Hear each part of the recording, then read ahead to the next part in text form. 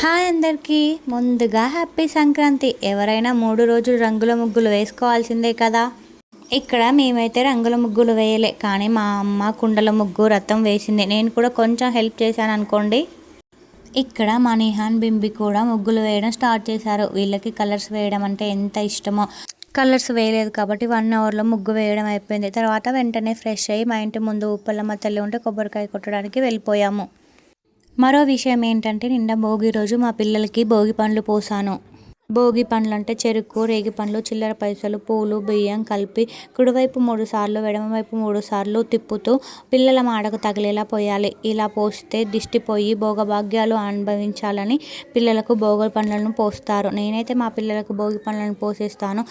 Last 7 years నుంచి భోగి పండ్లను అయితే పోస్తాను. భోగి పండ్లను పోసిన తర్వాతకి నివాళి ఇవ్వడమే. ఈ వీడియో నచ్చితే లైక్ చేయండి, సబ్స్క్రైబ్ చేయండి. అనయమునము కనికరముతో కాపాడే